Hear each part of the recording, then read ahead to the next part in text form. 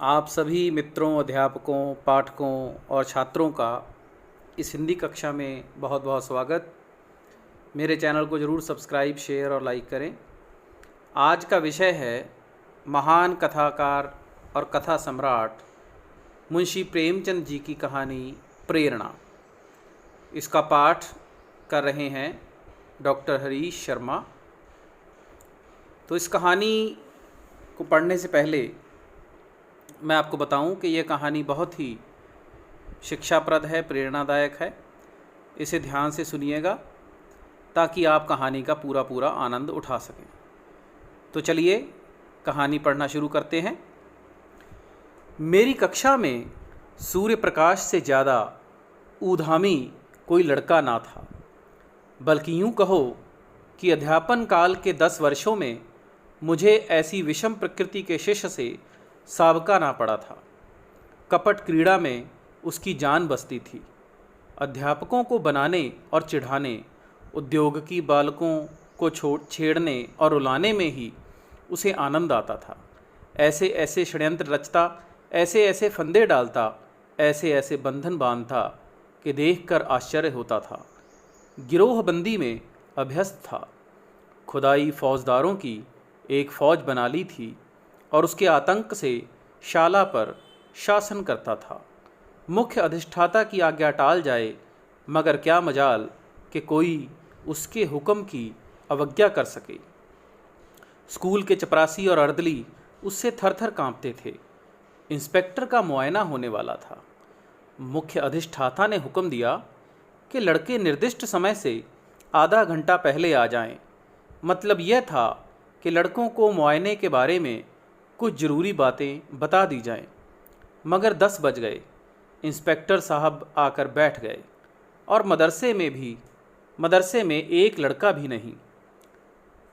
11 बजे सब छात्र इस तरह निकल पड़े जैसे कोई पिंजरा खोल दिया गया हो। इंस्पेक्टर साहब ने कैफियत में लिखा, डिसिप्लिन बहुत ख़राब है। प्रिंसिपल साहब की किरकिरी हुई। अध्यापक बदनाम हुए और यह सारी शरारत सूर्य प्रकाश की थी। मगर बहुत पूछताछ करने पर भी किसी ने सूर्य प्रकाश का नाम तक न लिया। मुझे अपनी संचालन विधि पर गर्व था। ट्रेनिंग कॉलेज में इस विषय में मैंने ख्याति प्राप्त की थी, मगर यहाँ मेरा सारा संचालन कौशल जैसे मोर्चा खा गया था।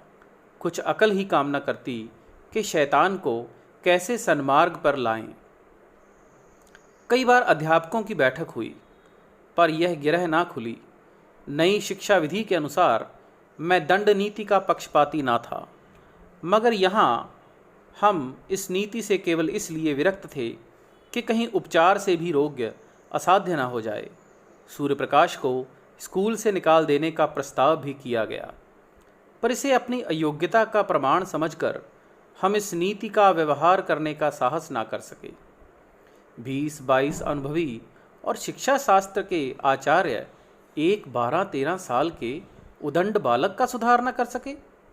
यह विचार बहुत ही निराशाजनक था। यूँ तो सारा स्कूल उससे त्राही त्राही करता था, मगर सबसे ज़्यादा संकट में मैं था, क्योंकि वह मेरी कक्षा का छात्र था और उसकी शरारतों का कुफल मुझे भोगना पड़ता था। मैं स्कूल आता तो हरदम यही खटका लगा रहता कि देखें आज क्या विपत्ति आती है। एक दिन मैंने अपनी मेज़ की दराज खोली तो उसमें से एक बड़ा सा मेंढक निकला। मैं चौंक कर पीछे हटा तो क्लास में एक शोर मच गया। उसकी ओर सरोष नेत्रों से देख कर रह गया।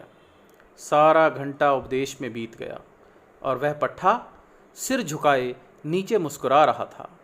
मुझे आश्चर्य होता था कि यह नीचे की कक्षाओं में कैसे पास हुआ था। एक दिन मैंने गुस्से में कहा, तुम इस कक्षा में उम्र भर नहीं पास हो सकते। सूर्य प्रकाश ने अविचलित भाव से कहा, आप मेरे पास होने की चिंता ना करें, मैं हमेशा पास हुआ हूँ और अब की भी हूँगा। असंभव।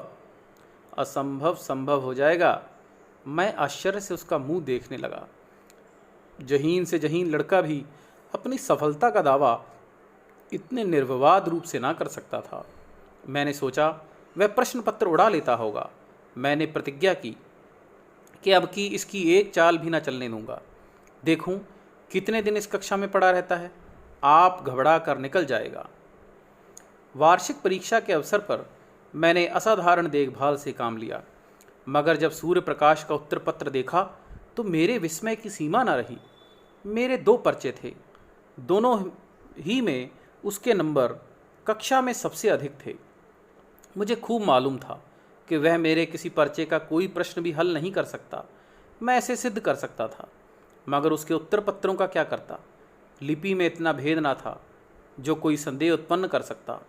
मैंने प्रिंसिपल से कहा तो वह भी चकरा गए, मगर उन्हें भी जानबूझकर मक्खी निगलनी पड़ी। मैं कदाचित स्वभाव से ही निराशावादी हूँ। अन्य अध्यापकों को मैं सूर्य प्रकाश के विषय में जरा भी चिंतित ना पाता था, मानो ऐसे लड़कों का स्कूल में आना कोई नई बात नहीं, मगर मेरे लिए वह एक विकट रहस्य था। अगर यही ढंग रहे तो एक दिन या तो जेल में होगा या पागलखाने में। उसी साल मेरा तबादला हो गया। यद्यपि यहाँ का जलवायु मेरे अनुकूल था, प्रिंसिपल और अन्य अध्यापकों से मैत्री हो गई थी, मगर मैं अपने तबादले से खुश था, क्योंकि सूर्य प्रकाश मेरे मार्ग का कांटा ना रहेगा। लड़कों ने मुझे विदाई की दावत दी और सब के सब स्टेशन तक पहुंचाने आए। उस वक्त सभी लड़के आंखों में आंसू भरे हुए थे। मैं भी अपने आंसुओं को ना रोक सका। सहसा मेरी निगाह सूर्य प्रकाश पर पड़ी, जो सबसे पीछे लज्जित खड़ा था। मुझे ऐसे मालूम हुआ कि उसकी आंखें भी भीगी थीं। मेरा जी बार बार चाहता था कि चलते चलते उससे 2-4 बातें कर लूं। शायद वह भी मुझसे कुछ कहना चाहता था, मगर न मैंने पहले बातें की न उसने। हालांकि मुझे बहुत दिनों तक इसका खेद रहा। इसकी झिझक तो क्षमा के योग्य थी, पर मेरा अवरोध अक्षम्य था, असंभव था। उस करुणा और ग्लानि की दशा में मेरी 2-4 निष्कपट बातें उसके दिल पर असर कर जाती, मगर इन्हीं खोए हुए अवसरों का नाम तो जीवन है। गाड़ी मंद गति से चली। लड़के कई कदम तक उसके साथ दौड़े। मैं खिड़की के बाहर सिर निकाले खड़ा था। कुछ देर मुझे उनके हिलते हुए रुमाल नजर आए, फिर वे रेखाएं आकाश में विलीन हो गईं। मगर एक अल्पकाय मूर्ति अब भी प्लेटफॉर्म पर खड़ी थी। मैंने अनुमान किया वह सूर्य प्रकाश है। उस समय मेरा हृदय किसी विकल कैदी की भांति घृणा, मालिन्य और उदासीनता के बंधनों को तोड़ तोड़कर उसके गले मिलने के लिए तड़प उठा। नए स्थान की नई चिंताओं ने मुझे जल्द अपनी ओर आकर्षित कर लिया। पिछले दिनों की याद एक हसरत बनकर रह गई। ना किसी का कोई खत आया, ना मैंने कोई खत लिखा। शायद दुनिया का यही दस्तूर है। वर्षा के बाद वर्षा की हरियाली कितने दिनों रहती है। संयोग से मुझे इंग्लैंड में विद्याभ्यास करने का अवसर मिल गया। वहाँ 3 साल लग गए। वहाँ से लौटा तो एक कॉलेज का प्रिंसिपल बना दिया गया। यह सिद्धि मेरे लिए बिल्कुल आशातीत थी। मेरी भावना स्वप्न में भी इतनी दूर न उड़ी थी, किंतु पदलिप्सा अब किसी और भी ऊंची डाली पर आश्रय लेना चाहती थी। शिक्षा मंत्री से रब्त जब्त पैदा किया। मंत्री महोदय मुझ पर कृपा रखते थे, मगर वास्तव में शिक्षा के मौलिक सिद्धांतों का उन्हें ज्ञान न था। मुझे पाकर उन्होंने सारा भार मेरे ऊपर डाल दिया। घोड़े पर वह सवार थे, लगाम मेरे हाथ में थी। फल यह हुआ कि उनके राजनैतिक विपक्षियों से मेरा विरोध हो गया। मुझ पर जा बेजा आक्रमण होने लगे। मैं सिद्धांत रूप से अनिवार्य शिक्षा का विरोधी हूँ। मेरा विचार है कि हर एक मनुष्य की उन विषयों में ज़्यादा स्वाधीनता होनी चाहिए जिनका उससे निज का संबंध है। मेरा विचार है कि यूरोप में अनिवार्य शिक्षा की जरूरत है, भारत में नहीं। भौतिकता पश्चिमी सभ्यता का मूल तत्व है। वहाँ किसी काम की प्रेरणा आर्थिक लाभ के आधार पर होती है। जिंदगी की जरूरत ज़्यादा है, इसलिए जीवन संग्राम भी अधिक भीषण है। माता पिता भोग के दास होकर बच्चों को जल्द से जल्द कुछ कमाने पर मजबूर करते हैं, इसकी जगह कि वह मद का त्याग करके 1 शिलिंग रोज की बचत कर ले। वे अपने कमसिन बच्चे को 1 शिलिंग की मजदूरी करने के लिए दबाएंगे। भारतीय जीवन में सात्विक सरलता है। हम उस वक्त तक अपने बच्चों से मजदूरी नहीं कराते जब तक कि परिस्थिति हमें विवश ना कर दे। दरिद्र से दरिद्र हिंदुस्तानी मजदूर भी शिक्षा के उपकारों का कायल है। उसके मन में यह अभिलाषा होती है कि मेरा बच्चा 4 अक्षर पढ़ जाए। इसलिए नहीं कि उसे कोई अधिकार मिलेगा, बल्कि केवल इसलिए कि विद्या मानवीय शील का एक श्रृंगार है। अगर यह जानकर भी वह अपने बच्चे को मदरसे नहीं भेजता तो समझ लेना चाहिए कि वह मजबूर है। ऐसी दशा में उस पर कानून का प्रहार करना मेरी दृष्टि में न्याय संगत नहीं। इसके सिवाय मेरे विचार में अभी हमारे देश में योग्य शिक्षकों का अभाव है। अर्धशिक्षित और अल्प वेतन पाने वाले अध्यापकों से आप यह आशा नहीं रख सकते कि वह कोई ऊंचा आदर्श आपने सामने रख सकें। अधिक से अधिक इतना ही होगा कि 4-5 वर्ष में बालक को अक्षर ज्ञान हो जाएगा। मैं ऐसे पर्वत खोदकर चूहिया निकालने के तुल्य समझता हूँ। व्यस प्राप्त हो जाने पर यह मसला 1 महीने में आसानी से तय किया जा सकता है। मैं अनुभव से कह सकता हूँ कि युवावस्था में हम जितना ज्ञान 1 महीने में प्राप्त कर सकते हैं, उतना बाल्यावस्था में 3 साल में भी नहीं कर सकते। फिर खामखा बच्चों को मदरसे में कैद करने से क्या लाभ?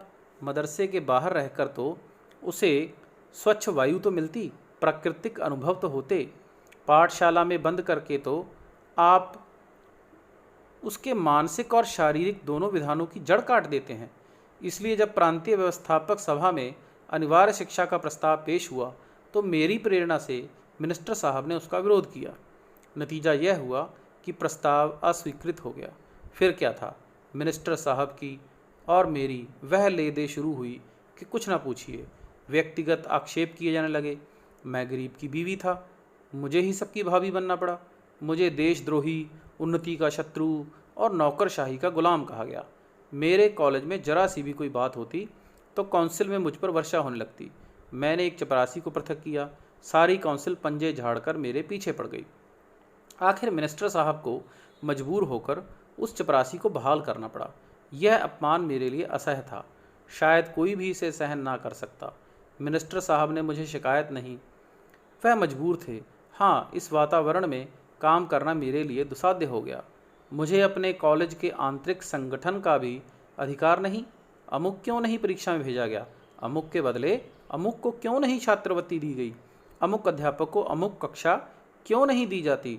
इस तरह के सारनीय आक्षेपों ने मेरी नाक में दम कर दिया। इस नई चोट ने कमर तोड़ दी। मैंने इस्तीफा दे दिया।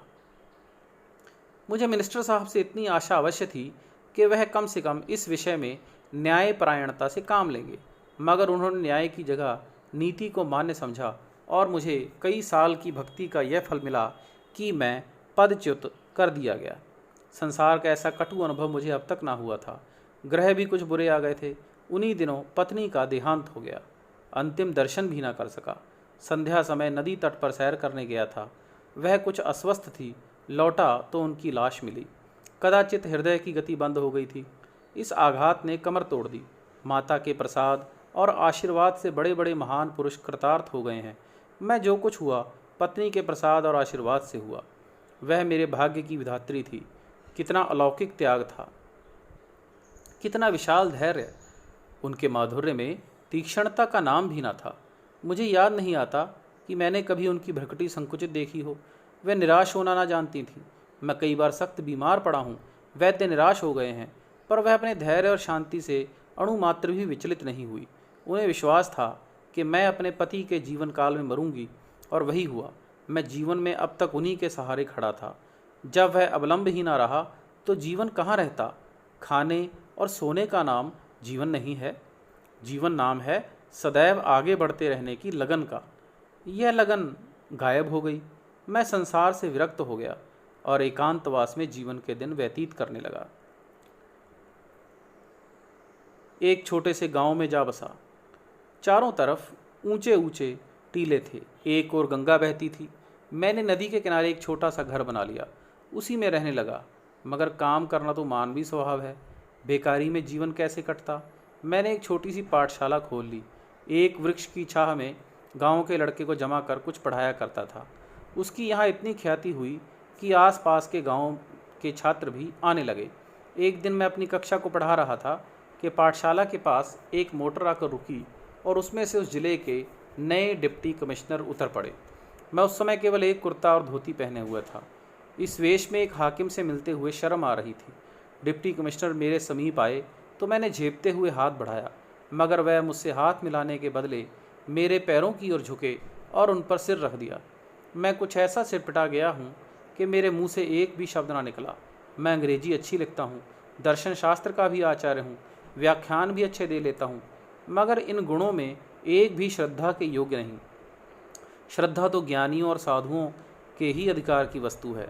अगर मैं ब्राह्मण होता तो एक बात थी, हालांकि एक सिविलियन का किसी ब्राह्मण के पैरों पर सिर रखना अचिंतनीय है। मैं अभी इसी विस्मय में पड़ा हुआ था कि डिप्टी कमिश्नर ने सिर उठाया और मेरी तरफ देखकर कहा, आपने शायद मुझे पहचाना नहीं। इतना सुनते ही मेरे स्मृति नेत्र खुल गए। बोला, आपका नाम सूर्य प्रकाश तो नहीं है? जी हाँ, मैं आपका वही अभागा शिष्य हूँ। 12-13 वर्ष हो गए? सूर्य प्रकाश ने मुस्कुराकर कहा, अध्यापक लड़कों को भूल जाते हैं, पर लड़के उन्हें हमेशा याद रखते हैं। मैंने उसी विनोद के भाव से कहा, तुम जैसे लड़कों को भूलना असंभव है। सूर्य प्रकाश ने विनीत स्वर में कहा, उन्हीं अपराधों को क्षमा कराने के लिए सेवा में आया हूँ। मैं सदैव आपकी खबर लेता रहता था। जब आप इंग्लैंड गए तो मैंने आपके लिए बधाई पत्र लिखा, पर उसे भेज ना सका।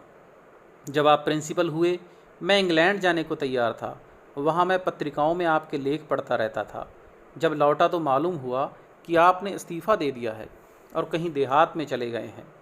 इस जिले में आए हुए मुझे 1 वर्ष से अधिक हुआ, पर इसका जरा भी अनुमान ना था कि आप यहाँ एकांत सेवन कर रहे हैं। इस उजाड़ गांव में आपका जी कैसे लगता है? इतनी ही अवस्था में आपने वानप्रस्थ ले लिया। मैं नहीं कह सकता कि सूर्य प्रकाश की उन्नति देखकर मुझे कितना आश्चर्यमय आनंद हुआ। अगर वह मेरा पुत्र होता तो भी इससे अधिक आनंद ना होता। मैं उसे अपने झोपड़े में लाया और अपनी राम कथा सुनाई। सूर्य प्रकाश ने कहा, तो यह कहिए कि आप अपने ही एक भाई के विश्वासघात के शिकार हुए। मेरा अनुभव तो अभी बहुत कम है, मगर इतने ही दिनों में मुझे मालूम हो गया कि हम लोग अभी अपनी जिम्मेदारियों को पूरा करना नहीं जानते। मिनिस्टर साहब से भेंट हुई तो पूछूंगा कि यही आपका धर्म था। मैंने जवाब दिया, भाई उनका दोष नहीं, संभव है इस दशा में मैं भी वही करता जो उन्होंने किया। मुझे अपनी स्वार्थ लिप्सा की सज़ा मिल गई और उसके लिए मैं उनका ऋणी हूँ। बनावट नहीं, सत्य कहता हूँ कि यहाँ जो मुझे शांति है वह और कहीं ना थी। इस एकांत जीवन में मुझे जीवन के तत्वों का वह ज्ञान हुआ जो संपत्ति और अधिकार की दौड़ में किसी तरह संभव ना था। इतिहास और भूगोल के पोथे चाटकर और यूरोप के विद्यालयों की शरण जाकर भी मैं अपनी ममता को ना मिटा सका, बल्कि यह रोग दिन ब दिन असाध्य होता गया। आप सीढ़ियों पर पांव रखे बगैर छत की ऊंचाई तक नहीं पहुंच सकते। संपत्ति की अटालिका तक पहुंचने में दूसरों की जिंदगी ही जीनों का काम देती है। आप कुचल कर ही लक्ष्य तक पहुंच सकते हैं। वहां सौजन्य और सहानुभूति का स्थान ही नहीं। मुझे ऐसा मालूम होता है कि उस वक्त मैं हिंसक जंतुओं से घिरा हुआ था और मेरी सारी शक्तियां अपनी आत्मरक्षा में लगी रहती थीं। यहाँ मैं अपने चारों ओर संतोष और सरलता देखता हूँ। मेरे पास जो लोग आते हैं कोई स्वार्थ लेकर नहीं आते और ना मेरी सेवाओं में प्रशंसा या गौरव की लालसा है। यह कहकर मैंने सूर्य प्रकाश के चेहरे की ओर गौर से देखा। कपट मुस्कान की जगह ग्लानि का रंग था। शायद यह दिखाने आया था कि आप जिसकी तरफ से इतने निराश हो गए थे वह अब इस पद को सुशोभित कर रहा है। वह मुझसे अपने सदुपयोग का बखान कराना चाहता था। मुझे अब अपनी भूल मालूम हुई। एक संपन्न आदमी के सामने समृद्धि की निंदा उचित नहीं। मैंने तुरंत बात पलटकर कहा, मगर तुम अपना हाल तो कहो, तुम्हारी यह काया पलट कैसे हुई? तुम्हारी शरारतों को याद करता हूँ तो अब भी रोए खड़े हो जाते हैं। किसी देवता के वरदान के सिवा और तो कहीं यह विभूति ना प्राप्त हो सकती थी। सूर्य प्रकाश ने मुस्कुराकर कहा, आपका आशीर्वाद था। मेरे बहुत आग्रह करने पर भी सूर्य प्रकाश ने अपना वृतांत सुनाना शुरू किया। आपके चले जाने के बाद मेरा ममेरा भाई स्कूल में दाखिल हुआ। उसकी उम्र 8-9 साल से ज़्यादा ना थी। प्रिंसिपल साहब उसे हॉस्टल में ना लेते थे और ना मामा साहब उसे ठहरने का प्रबंध कर सकते थे। उन्होंने संकट में देखकर मैंने प्रिंसिपल साहब से कहा, उसे मेरे कमरे में ठहरा दीजिए। प्रिंसिपल साहब ने इसे नियम विरुद्ध बतलाया। इस पर मैंने बिगड़कर उसी दिन हॉस्टल छोड़ दिया और एक किराए का मकान लेकर मोहन के साथ रहने लगा। उसकी माँ कई साल पहले मर चुकी थी। इतना दुबला पतला कमज़ोर और गरीब लड़का था कि पहले ही दिन मुझे उस पर दया आने लगी। कभी उसके सिर में दर्द होता, कभी ज्वर होता। आए दिन कोई ना कोई बीमारी खड़ी रहती थी। इधर सांझ हुई और झपकियाँ आने लगीं। बड़ी मुश्किल से भोजन करने उठता, दिन चढ़े तक सोया रहता और जब तक मैं गोद में उठाकर बिठा न देता उठने का नाम न लेता। रात को बहुधा चौंक कर मेरी चारपाई पर आ जाता, मेरे गले से लिपट कर सो जाता। मुझे उस पर कभी क्रोध न आता। कह नहीं सकता क्यों मुझे उससे प्रेम हो गया। मैं जहाँ पहले 9 बजे सोकर उठता था, अब तड़के उठ बैठता था और उसके लिए दूध गर्म करता, फिर उसे उठाकर हाथ मुँह धुलाता, नाश्ता करवाता, उसके स्वास्थ्य के विचार से नित्य वायु सेवन को ले जाता। मैं जो कभी किताब लेकर ना बैठता था उसे घंटों पढ़ाया करता। मुझे अपने दायित्व का इतना ज्ञान कैसे हो गया, इसका मुझे आश्चर्य है। उसे कोई शिकायत हो जाती तो मेरे प्राण नखों में समा जाते। डॉक्टर के पास दौड़ता, दवाएं लाता और मोहन की खुशामद करके दवा पिलाता। सदैव यह चिंता लगी रहती कि कोई बात उसकी इच्छा के विरुद्ध ना हो जाए। इस बेचारे का यहाँ मेरे सिवा दूसरा कौन है। मेरे चंचल मित्रों में से कोई उसे चढ़ाता या छेड़ता तो मेरी त्योरियां बदल जाती थीं। कई लड़के तो मुझे बूढ़ी दाई कहकर चढ़ाते थे, पर मैं हंसकर टाल देता था। मैं उसके सामने एक अनुचित शब्द भी मुंह से ना निकालता। यह शंका होती थी कि कहीं मेरी देखा देखी यह भी खराब ना हो जाए। मैं उसके सामने इस तरह रहना चाहता था कि वह मुझे अपना आदर्श समझे। इसके लिए यह मानी हुई बात थी कि मैं अपना चरित्र सुधारूं। वह मेरा 9 बजे सोकर उठना, 12 बजे तक मटर गश्ती करना, नई नई शरारतों के मंसूबे बांधना और अध्यापकों की आंख बचाकर स्कूल से उड़ जाना, सब आप ही आप जाता रहा। स्वास्थ्य और चरित्र पालन के सिद्धांत का मैं शत्रु था, पर अब मुझसे बढ़कर उन नियमों का रक्षक दूसरा ना था। मैं ईश्वर का उपहास किया करता, मगर अब पक्का आस्तिक हो गया। वह बड़े सरल भाव से पूछता, परमात्मा सब जगह रहते हैं तो मेरे पास भी रहते होंगे? इस प्रश्न का मजाक उड़ाना मेरे लिए असंभव था। मैं कहता, हाँ, परमात्मा तुम्हारे हमारे सबके पास रहते हैं और हमारी रक्षा करते हैं। यह आश्वासन पाकर उसका चेहरा आनंद से खिल उठता था। कदाचित वह परमात्मा की सत्ता का अनुभव करने लगता। साल ही भर में मोहन कुछ से कुछ हो गया। मामा साहब दोबारा आए, देखकर चकित हो गए। आंखों में आंसू भरकर बोले, बेटा, तुमने इसको जिला दिया। नहीं, मैं तो निराश हो चुका था। इसका पुनीत फल तुम्हें ईश्वर दे देंगे। इसकी माँ स्वर्ग में बैठी हुई तुम्हें आशीर्वाद दे रही है। सूर्य प्रकाश की आंखें उस वक्त भी सजल हो गई थीं। मैंने पूछा, मोहन भी तुम्हें बहुत प्यार करता होगा? सूर्य प्रकाश के सजल नेत्रों में हसरत से भरा हुआ आनंद चमक उठा। बोला, वह मुझे 1 मिनट के लिए भी ना छोड़ता था। मेरे साथ बैठता, मेरे साथ खाता, मेरे साथ सोता। मैं ही उसका सब कुछ था। आह, वह संसार में नहीं है, मगर मेरे लिए वह अब भी उसी तरह जीता जागता है। मैं जो कुछ हूँ उसी का बनाया हुआ हूँ। अगर वह दैवी विधान की भांति मेरा पथ प्रदर्शक ना बन जाता तो शायद आज मैं किसी जेल में पड़ा होता। एक दिन मैंने कह दिया था, अगर तुम रोज़ नहा ना लिया करोगे तो मैं तुमसे ना बोलूँगा। नहाने से वह ना जाने क्यों जी चुराता था। मेरी इस धमकी का फल यह हुआ कि वह नित्य प्रातःकाल नहाने लगा। कितनी ही सर्दी क्यों ना हो, कितनी ही ठंडी हवा चले, लेकिन वह स्नान अवश्य करता था। देखता रहता था कि मैं किस बात से खुश होता हूँ। एक दिन मैं कई मित्रों के साथ थिएटर देखने चला गया। ताकीद कर गया कि तुम खाना खाकर सो रहना। 3 बजे रात को लौटा तो देखा कि वह बैठा हुआ है। मैंने पूछा, तुम सोए नहीं? बोला, नींद नहीं आई। उस दिन से मैंने थिएटर जाने का नाम ना लिया। बच्चों में प्यार की जो एक भूख होती है, दूध, मिठाई और खिलौनों से भी ज़्यादा मादक, जो माँ की गोद के सामने संसार की निधि की भी परवाह नहीं करती, मोहन की वह भूख कभी संतुष्ट ना होती थी। पहाड़ों से टकराने वाली सारस की आवाज़ की तरह वह सदैव उसकी नसों में गूंजा करती थी। जैसे भूमि पर फैली हुई लता कोई सहारा पाते ही उससे चिपट जाती है, वही हाल मोहन का था। वह मुझसे ऐसा चिपट गया था कि पृथक किया जाता तो उसकी कोमल बेल के टुकड़े टुकड़े हो जाते। वह मेरे साथ 3 साल रहा और तब मेरे जीवन में प्रकाश की एक रेखा डालकर अंधकार में विलीन हो गया। गर्मियों की तातील थी। 2 तातीलों में मोहन मेरे ही साथ रहा था।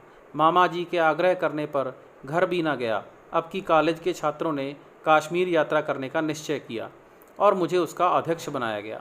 कश्मीर यात्रा की अभिलाषा मुझे चिरकाल से थी। इस अवसर को गनीमत समझा। मोहन को मामा जी के पास भेजकर मैं कश्मीर चला गया।